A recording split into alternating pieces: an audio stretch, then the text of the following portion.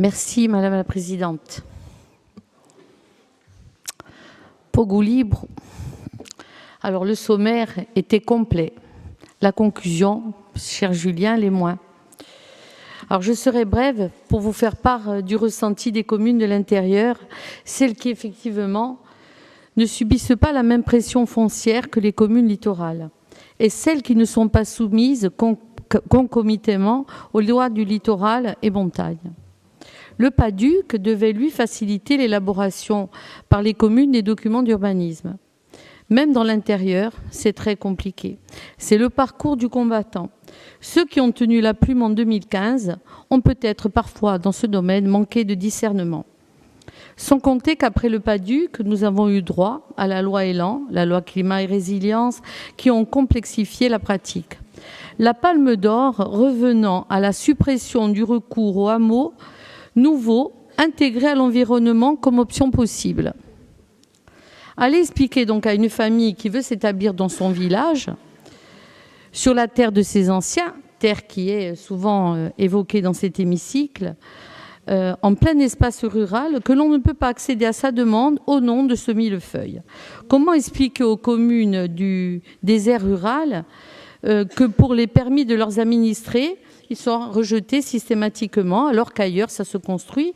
Et je cite vos propos, on a beaucoup construit et mal construit. Ce modèle n'est plus tenable et rejeté par de nombreux Corses.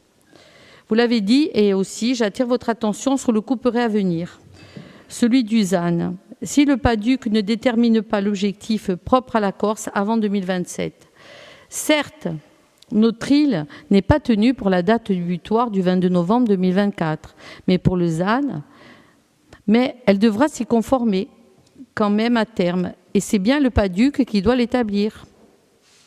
N'oublions pas qu'à compter du 22 août 2027, l'extension de l'urbanisation dans toute commune corse qui n'est pas couverte par un plan local d'urbanisme, un document tenant lieu ou carte communale sera interdite.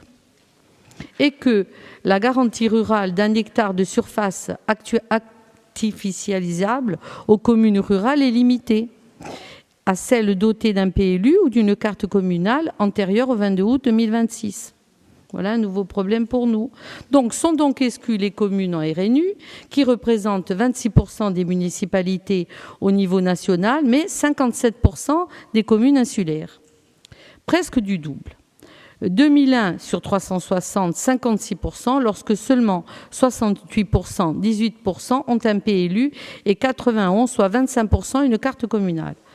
Pour élaborer et adopter un PLU, il faut au minimum 30 mois. Et encore, dans le meilleur des cas. C'est pile le temps que l'on peut faire pour faire le PADUC, sans compter qu'il faut que les PLU soient mis en comptabilité. D'où l'urgence de trouver et d'instaurer un cadre d'application aux ZAN en Corse pour que l'île ne se trouve pas une nouvelle fois au pied du mur par manque de décision. D'autant plus qu'il s'agit d'une compétence transférée et que la Chambre des territoires est habilitée par la loi pour faire des propositions. Ce qui nous conduit, à mon sens, à revoir le calendrier pour que le PADUC puisse entrer en vigueur début 2027 et non pas fin 2027. La théorie, c'est une connaissance qui ne fonctionne pas. La pratique, c'est quand tout fonctionne. Dans le cas présent, e mi scambia di strada, sinon on va se sentir mal. A ringraziarvi.